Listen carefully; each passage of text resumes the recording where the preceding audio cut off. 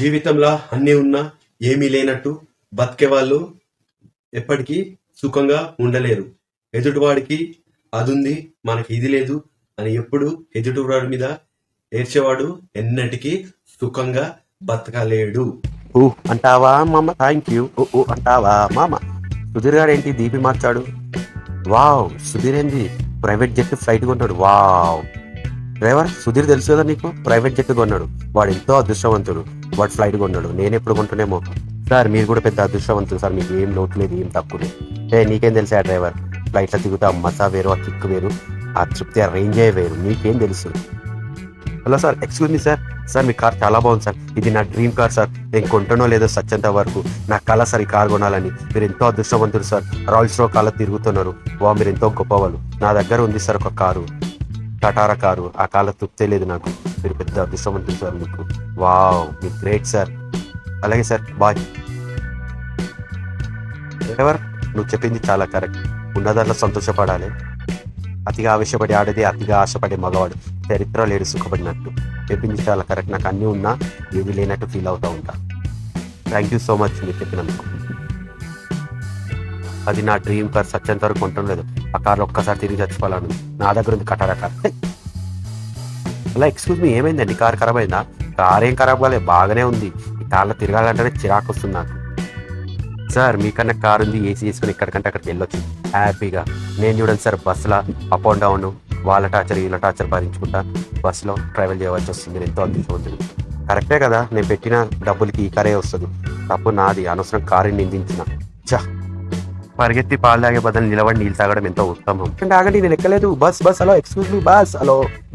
Bus miss అయింది, ఎలా వెళ్ళాలి ఇప్పుడు దేవుడా. హలో ఎక్స్క్యూజ్ మీ, ఏంటి చిరాగ్గా ఉన్నారు? బస్ మిస్ అయింది. చా, ఏంటో ఈ బస్ ప్రయాణం ఏంటో చిరాకు వస్తుంది.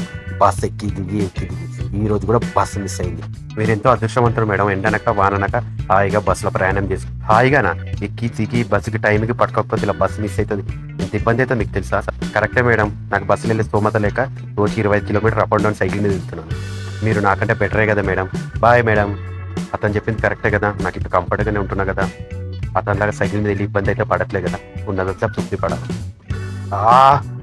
రోజు సైకిల్ మీద అప్ అండ్ డౌన్ చేయాలని చిరాకు వస్తుంది. సైకిల్ భరించలేకపోతున్నాను. హలో బాబు, ఏమైంది మేడం? సైకిల్ మీద వెళ్ళాలంటే చిరాకు వస్తుంది రోజు. మీకు 2 కాళ్ళున్న హ్యాపీగా వెళ్ళి రావచ్చు. నన్ను చూడు, 2 కాళ్ళకి ఎంత హ్యాపీగా ఉంటున్నాను. ఎలా ఉండగలుగుతున్నారు మేడం మీరు ఇంత హ్యాపీగా? 2 కాళ్ళు లేక చాలా ఇబ్బందిగా ఉంటుంది కదా మేడం మీకు 2 కాళ్ళు లేక. అవును బాబు, నేను కూడా అనుకునేవారు 2 కాళ్ళు లేక హ్యాపీగా ఉండలేనేమని. కానీ 2 చేతులు 2 కాళ్ళు లేని వాళ్ళు కూడా ఉంటున్నారు. వాళ్ళకంటే నేను బెటరే కదా బాబు. Thank you so much madam, నాకు కళ్ళు తెరిపించారు మీరు. లేని దాని గురించి ఆలోచించి ఉన్న సుఖాన్ని పోగొట్టుకుంటే లైఫ్కి తృప్తి ఏముంది బాబు. ఉన్న దాంట్లో చదువుకొని బతకడం ఎంతో హ్యాపీగా ఉంటుంది. కరెక్టే మేడం, కళ్ళు తెరిపించారు. ఎస్, నేను కూడా అలాగే బతకడం ట్రై చేస్తాను. మీరు చెప్పినట్టు డెఫినెట్గా పాటిస్తాను. ఓకే బాబు, బాయ్. హ్యాపీగా ఉండడం ట్రై చేస్తాను. కరెక్టే, నా సైకిల్ ఎలాంటి ఇబ్బంది కలిగింది, సారీ సైకిల్. సో చూసారు కదా, అన్నీ ఉన్నా ఏమీ లేనట్టు బతికే బదులు ఏమీ లేకున్నా అన్నీ ఉండేలాగా బతకడమే ఇంపార్టెంట్. బతకడానికి కావాల్సింది ఏంటి? కంటి నిండా నిద్ర, కడుపు నిండా తిండి, ఒంటి మీద బట్టలు, ఒక మంచి లైఫ్. అలా సాగిస్తే చాలు. దేవుడు ఇచ్చిన దాంట్లోనే తృప్తిగా ఉంటూ మీరు కూడా అలాగే కొనసాగిస్తారని ఆశిస్తూ ప్లీజ్ డూ సబ్స్క్రైబ్.